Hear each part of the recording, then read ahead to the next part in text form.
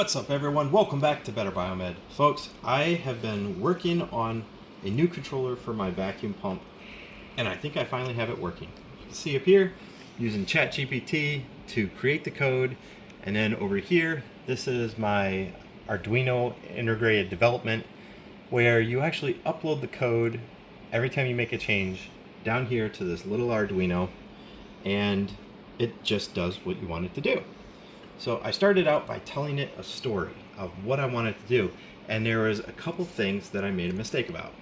Now, one of the things I made a mistake is that buttons are an analog input, and because it's an analog input, you can have bad connections. And since you have bad connections, it's actually triggering things on and off very quickly. So I had to add a delay in there, and it had no problem doing that. And then I found I had a bad pin on my Arduino, and it moved the output over to another pin, and it's beautiful. It's a beautiful thing. So back here I have my relays. You can see I've got my vacuum pump. This here's for my chamber pneumatic solenoid. I have a seal pneumatic solenoid. I've got a heating element. I have an up and a down motor. It's actually the same motor. I'm just going to reverse the polarity for that guy right there. So what we have here, I'm going to go ahead and reset the Arduino, and now it is in its starting condition. I'll take you through a traditional cycle and how I came about doing this. So over here you can see exactly what's going on, and this is one of the things that I told it to add in, is I want to see in the serial everything that's happening, every relay that's turning on and off, what it's doing. I told it that's not something it defaults to, but it can do it. So just remember, if you're ever doing this, tell it you want to see everything that the serial is doing. Okay, so let's go ahead and let's run a cycle, and you will see these back here light up as it goes through the cycle. So this is what happens. As soon as you power on this Vacmaster, it's going to recognize that it's not currently in the up position, and it's automatically going to raise the lid. And it's going to raise the lid until it gets to the upper limit, and then you load your stuff into the vacuum chamber, and then you press lid down. So these right here are simulating buttons. So this is a button, this is a button, this right here is my power switch, and this right here is my start button. Very simple. So all these buttons are actually referenced to ground, so they're high, and by reversing a ground into the input, you're bringing that pin low, and by bringing ground in, you are activating that option. So these buttons are ground is being what's switched. Okay, let's get to the fun part. So this one right here is my power button. So let's see what happens when you hit the power. Let's see, it's running right now, the up motor, and it's gonna run that guy forever because it's looking for that motor to reach an up limit switch, and that's what I'm going to do right here. So that's indicating that my limit switch is now returning a low, and you put the stuff in the unit, and then you're going to press the lid down button. So here we go. I'm going to press the lid down button. So now you can see over here it's actually telling you that the lid is closing, relay 13's on, and wouldn't you know it, over here I've got the down and I've got it lit up. So it's currently driving it down, and it's going to drive it down forever until it gets to the down limit switch. So now that the lid is closed, all your stuff is inside this vacuum chamber, it's going to sit there in a standby mode, not doing anything, because now it's looking for what to do. So what we're going to do next is I'm going to hit the start button, and when I activate the start button, the chamber pneumatic solenoid is going to close. It's going to activate and it's going to close, and then my vacuum pump is going to start running, and it's going to run for 30 seconds. So here we go. Let's do it. All right. So now it's running. It's going to run for 30 seconds, and then at the end of the cycle, it's going to maintain chamber pressure while it's going to activate the seal solenoid. So it brings the sealing bar up so that the heating element can melt the plastic and seal the bag. So here we are, we're ending our cycle.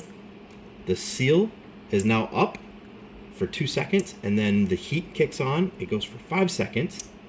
Then they all click off, and it. And then at the end of 7 seconds, it drives the motor up. The lid lifts up, and you can take your stuff out of the unit. How cool is that? And that's it. That is it. It's running. It's going to run the up until it reaches the up limit switch, to which then it shuts it off. And it's now in a standby mode, and it's waiting for your next input, which is obviously lid down, and then you hit the power button and shut it off. So guys, that's it. That code was completely written over here on ChatGPT, and it did a phenomenal job, by the way. It's just, you have to treat it like it's stupid, because it is. And it didn't know to add a delay for buttons, and it didn't know to add extra delays, and to also make it so when the lid is in the up position, the only thing it will do is lid down. So stuff like that. You have to tell it, okay, when in the up position, I don't want you to do anything other than lid down. And it will do it. And then you import it over here. You set up your Arduino up here at the top. And then you hit this little guy right here and upload. And guess what? We're going to go ahead and we're going to upload the new code. Okay, it's done. And right here we have the new program set. It's ready to go. And my little Arduino Nano is ready to power my unit. So now what I'm going to do is I'm going to actually take the dramatically cheap way out. I'm going to use hot glue, and I'm going to set all these pins exactly where they are, which is also going to encase this entire setup in a polymer, and that way there it becomes waterproof. So that is it. It's going to be its final condition. And then these leads right here are all going to get wired up into the control panel to the buttons. So the buttons, because they're switching neutral or the negative, means that there is little to no current flowing through them, which also means you're not going to get corrosion and stuff. And it's very, very easy to do. Power button, start button, lid down. I got a lid up, and then I have to wire in my limit switches over here. So the limit switches are going to be pretty simple. They're going to have one side that's common to neutral or to ground, and then the other side is going to be your return.